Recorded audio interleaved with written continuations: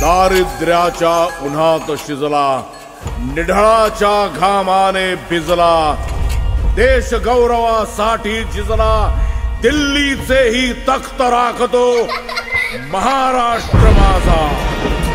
महाराष्ट्रातले शेतकरी रोज आत्महत्या करतायत, त्यांची लेकरं अवकाळी पोरके होत आहेत। ते विसरले आपल्याला महाराज। इथे जिवंत माणसांना महाराष्ट्राशी काय पडलेलं नाही, ते तर काय करतील। ह्यासाठी केलं होतं का अट्टहास त्यांनी?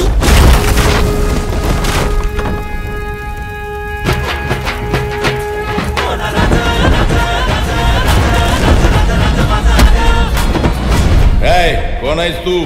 शिवाजी, शिवाजी, शहाजी, शहाजी, भोसले। स्वतःला काय छत्रपती समजतो? नुसतं समजत नाही आहेच। वा वा वा। रयतेसाठी हात जोडतो, नव मुघलांचे तात तोडतो। कोणी एकेकाळी बळीराजा म्हणायचे आम्हाला, भिकाऱ्यापेक्षा वाईट अवस्था आहे आमची। काय थेरड्या पायतानाच्या चमड्यासाठी आहे ना, लय जनावर मारत्या। जनावराच्या ऐवजी शेतकऱ्याचा कातडा वापरलं ना, अहो लय धंदा। शेतकऱ्यांच्या साथीनं आम्ही आमच्या स्वराज्याची गुढी उभारली। त्या शेतकऱ्यांची अशी अवस्था बघवत नाही तात्या। सगळ्यांनी त्यांच्या समस्येकडे पाठ फिरवली असेल, पण मी नाही फिरवणार। स्वराज्याचं तोरण उभारून 379 वर्ष झाली। मुघल संपले, तुमच्यासारखे विकृत आले माझ्या बळीराजाच्या नशिबात। 4 पायांचा महादेवाचा खरा नंदी साधा बैल होऊन त्या शेतकऱ्याबरोबर एकर दर एकर राबतो, तेव्हा त्या बैलाचे सुद्धा डोळे पाजरतात जेव्हा आपल्या मालकाचा निष्प्राण देह झाडावरून काढून खाळ्यात ठेवतात।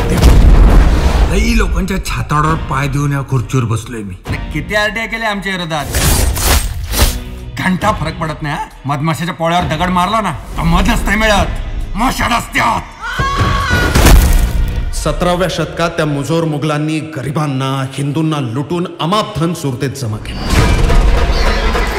त्याच मुघलांचं कंबरड ठेचून मराठ्यांनी ते हिसकावून आणलं। सामान्य माणूस आता जागा झालाय, आणि जोपर्यंत तुमच्या सगळ्यांची होळी करत नाही ना, तोपर्यंत तो थांबणार नाही।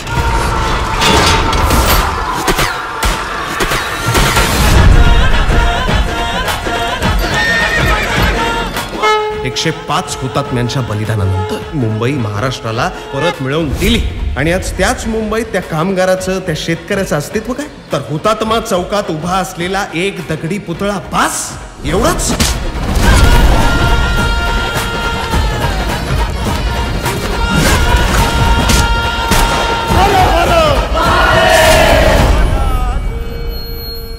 मला ना माझ्या देशातल्या शेतकऱ्यांना ना फक्त एकच गोष्ट सांगायची आहे। 5 वर्षांना तुम्ही आपल्या घरच्यांसाठीच अन्न पिकवा, मग कळेल सगळ्यांना की शेतकरी किती महत्त्वाचे असतात। श्वास माझा, ध्यास माझा, नसा नसात महाराष्ट्र माझा।